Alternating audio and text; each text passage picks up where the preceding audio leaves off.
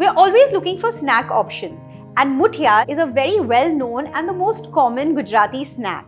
But today, I'm going to be showing you a gluten-free version of it. And let's begin with the recipe for Jowar Muthiyas. So before I start the process for making the Muthiyas, I have to boil the water in the steamer. So let's turn on the flame.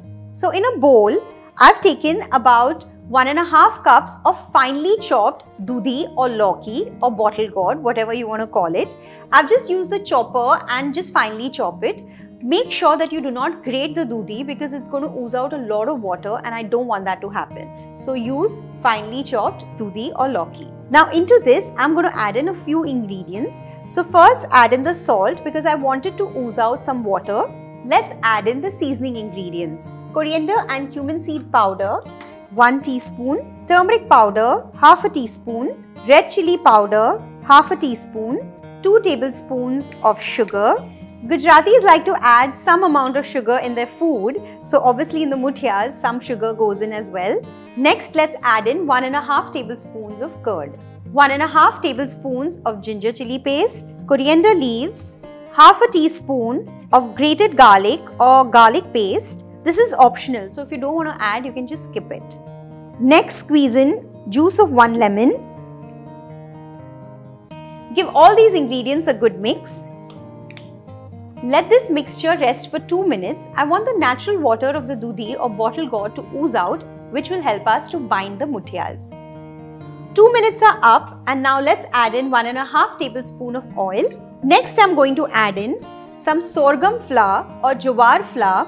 As you all know, jowar flour is extremely rich in fiber and vitamin B. So this is a very good option. So let's add 1.5 cups of this flour. One very important tip. Make sure that you sieve the jowar flour with the finest sieve that you have. With the jowar flour, you can even use bajra and ragi flour. Instead of bottle gourd, you can use grated cabbage, grated carrots or even finely chopped methi or fenugreek leaves. 2 tablespoons of besan or gram flour. Let's mix all these ingredients together. This has to be a soft mixture. If you feel the water from the bottle gourd and the curd is not enough for binding, you can sprinkle a little bit of water. A nice soft dough is ready. Just before shaping the Muthiyas, add a pinch of soda bicarb. And now grease your palms. I have a perforated steamer tray over here that I've already greased. Shape the Muthiyas into oblong lobes and place it on the greased tray. Make sure you keep some gaps between the Muthiyas because they tend to spread a little bit and the steamer water is nice and boiling. Let's place the tray in the steamer.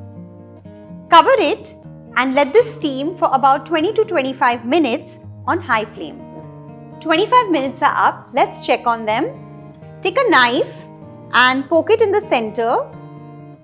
If it comes out clean or just slightly moist, that means they are done. Normally they would take about 25 minutes to 30 minutes to be done. This has come out quite moist, so I'll keep it for another 5 minutes. Time's up. Let's turn off the flame. Get the tray out. Let the Muthiyas cool down completely before we chop them up and do the tadka. These logs have completely cooled down. Let's slice them up. Cut them into 1/4 inch slices, not too thick. I'm going to saute 1 log, so let's do the tadka. In a pan, heat up oil. Once the oil is nice and hot, into this add in mustard seeds. So around a teaspoon of mustard seeds. 1.5 tablespoons of sesame seeds. Just fry them for a few seconds and add in the Muthiya slices. Spread them in the pan and let them cook on low heat for a couple of minutes. Flip them over. Once you see a slight color change, that means they are done on one side. Cook them on the other side. These seem to be done. Let's get them out.